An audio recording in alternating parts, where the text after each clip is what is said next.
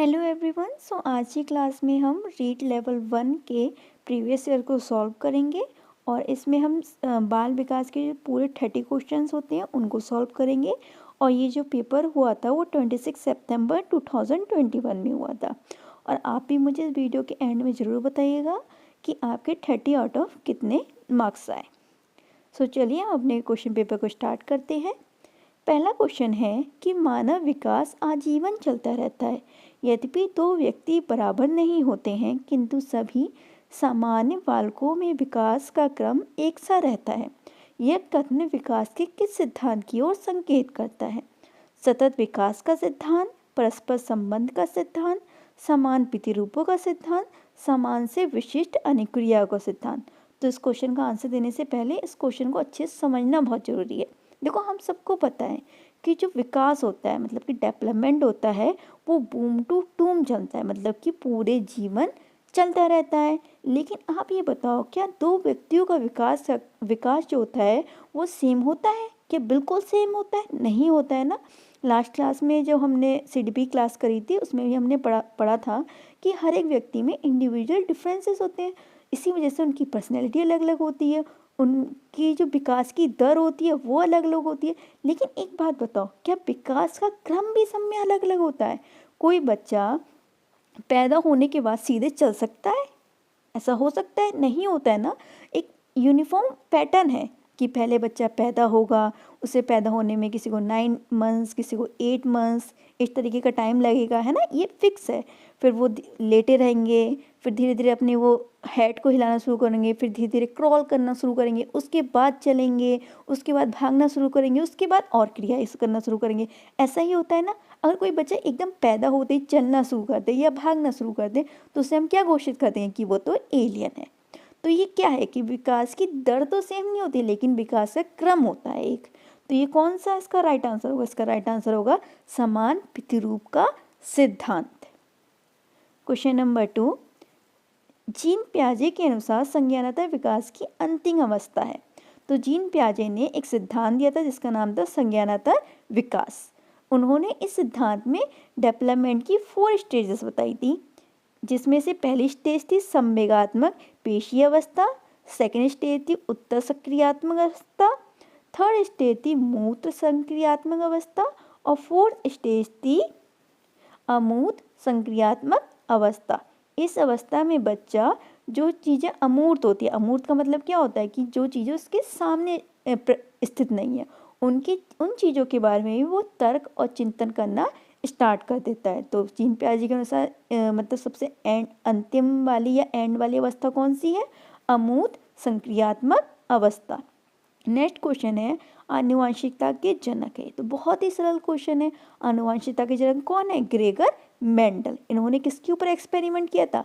मटर मतलब पी के दाने के ऊपर उन्होंने अपना एक्सपेरिमेंट किया था। क्वेश्चन नंबर 4, व्यक्तित्व का मनोविश्लेषणात्मक सिद्धांत किसने प्रतिपादित किया? अब्राहम मैस्लो ने, सिगमंड फ्रॉइड, कार्ल रोजर्स या जीन पियाजे? तो उसका राइट आंसर क्या होगा? Sigmund Freud. सिगमंड फ्रॉइड को ही मनोविश्लेषणात्मक का फादर कहा जाता है। क्या कहा जाता है? फादर कहा जाता है। नेक्स्ट क्वेश्चन है, एक 10 वर्षीय बालक की मानसिक आयु 12 है तो उसकी बुद्धि लब्धि होगी। तो इसके लिए हमें क्या आना चाहिए? हमें आईक्यू का फॉर्मूला आना चाहिए। तो आईक्यू का फॉर्मूला क्या होता है? मेंटल एज अपॉन उसकी रियल एज इंटू 100 इंटू 100। आप मुझे खुद बताइए कि यहाँ पे मेंटल एज मतलब कि उसकी मानसिक आयु क्या है? 12 है। उसकी रियल आयु क्या है? एक 10 वर्षीय बालक है तो उसकी रियल आयु क्या हो गई? 10 इंटू किससे कराना है हमें? 100 से। 0 से 0 कट हो गया, क्या बचा?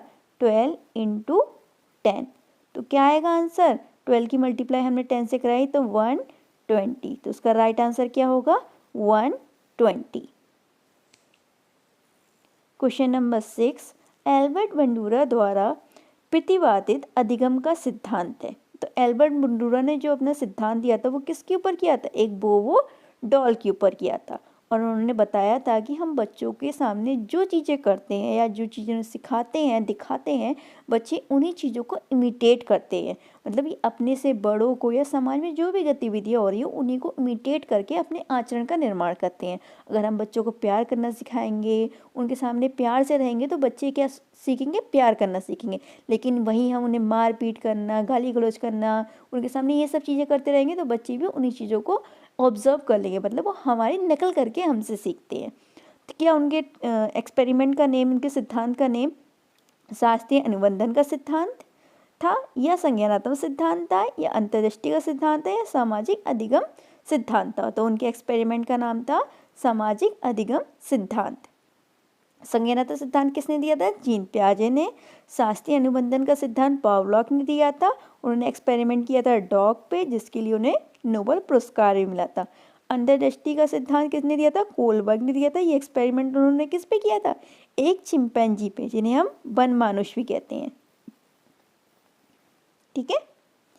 क्वेश्चन नंबर 7, रेमंड कैटल द्वारा कितने व्यक्तित्व कारक प्रतिपादित किए गए हैं? तो कितने व्यक्तित्व कारक प्रतिपादित किए? 16।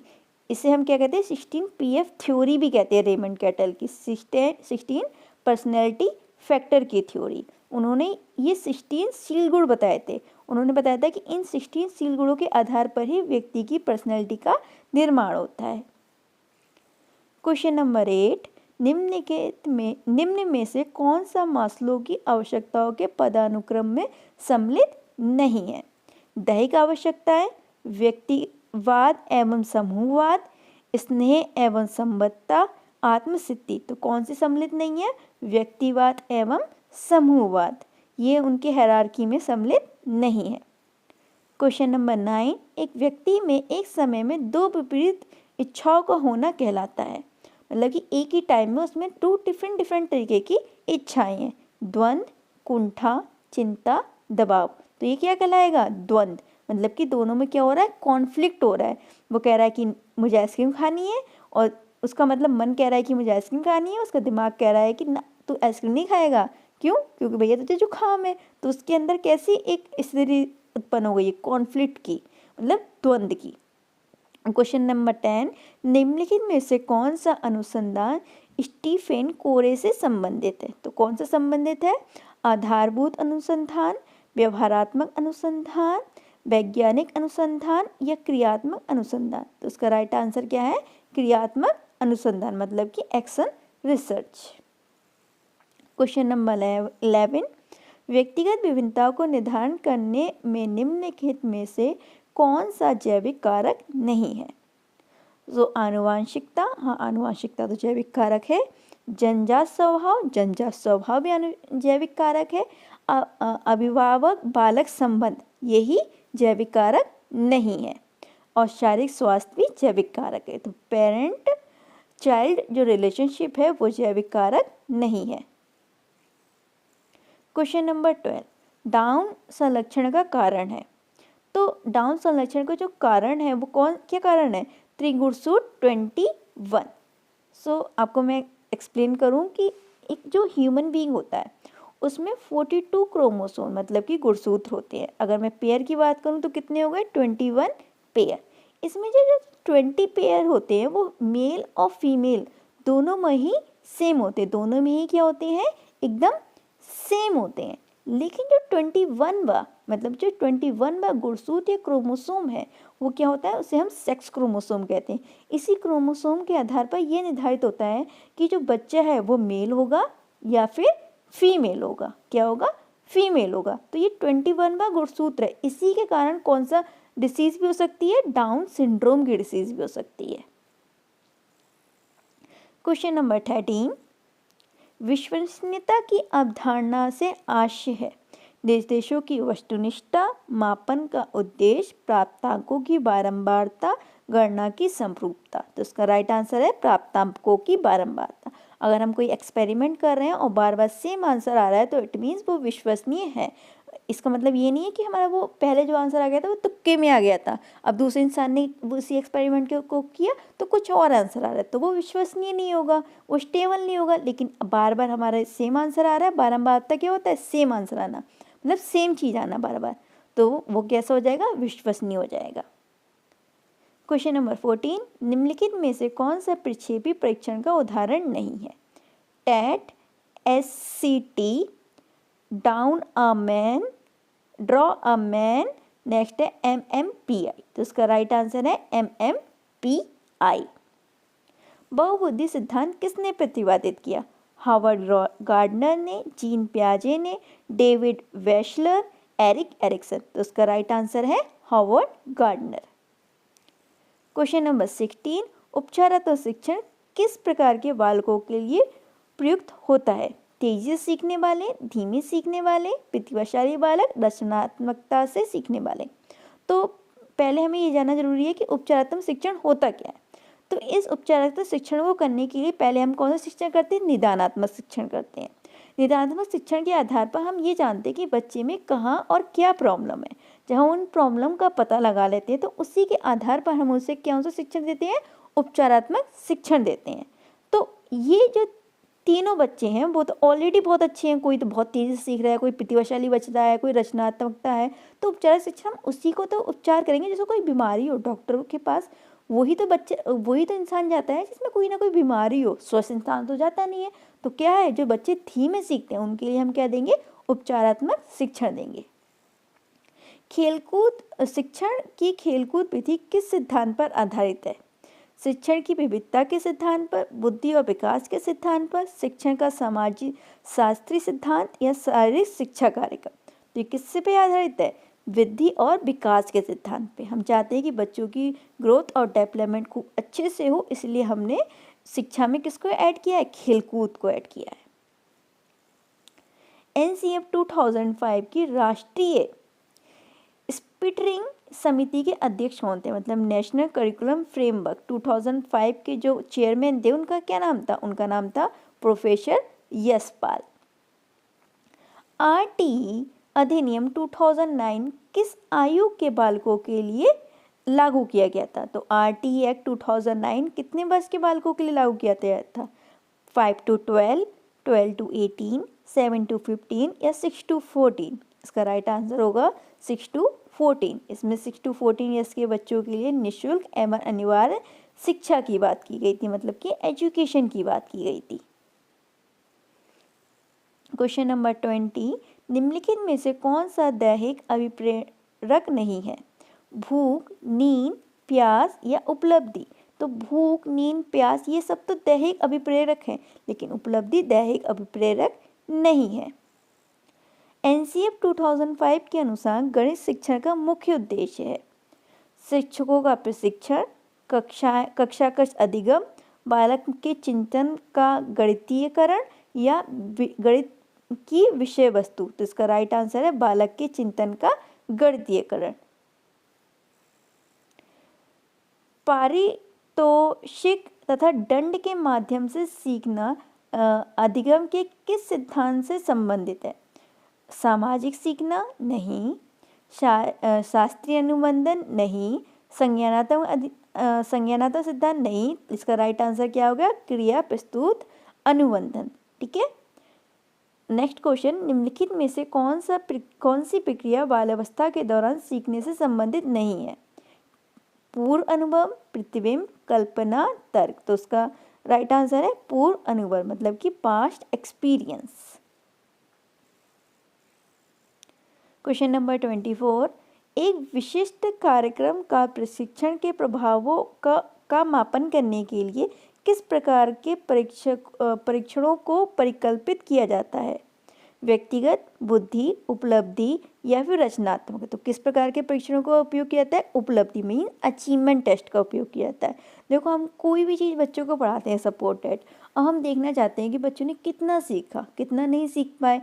तो उसके लिए हम जब परीक्षण लेते हैं तो वो कौन सा परीक्षण होता है? अचीवमेंट टेस्ट होता है, उपलब्धि परीक्षण होता है।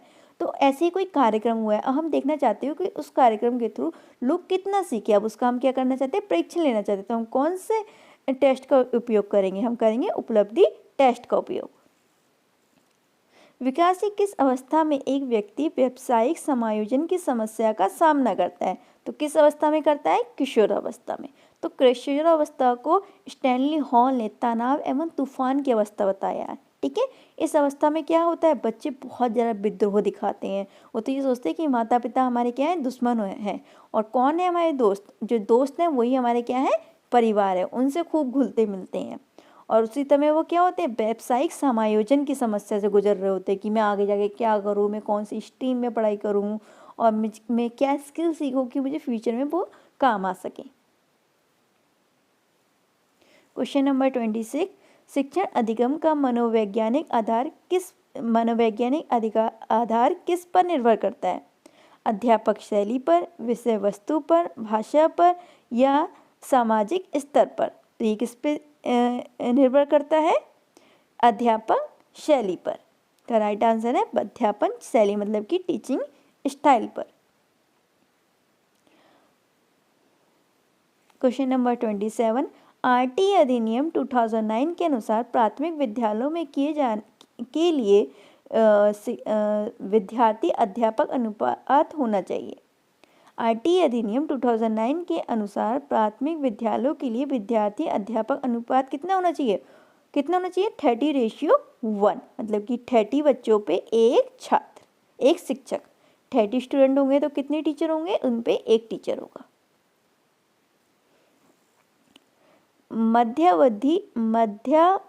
मध्यावधि परीक्षा के एक उदाहरण, किसका उदाहरण है?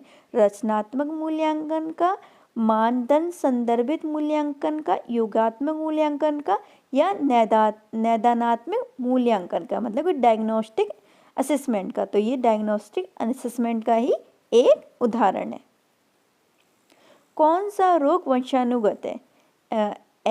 ADHD, फिनाइलकीटोनुरिया या पार्किंसंस या HIV एड्स? तो इसका राइट आंसर है फिनाइलोकीटोनुरिया। अब लास्ट क्वेश्चन है, निम्नलिखित में से कौन सा बुद्धि का निष्पादन परीक्षण है? तो उसका राइट आंसर क्या होगा? भाटिया बैटरी। आई होप आपको ये 30 क्वेश्चन अच्छे से समझ में आए होंगे, और आप लोग मुझे ज़रूर बताइएगा कि 30 में से आपके कितने मार्क्स आए हैं।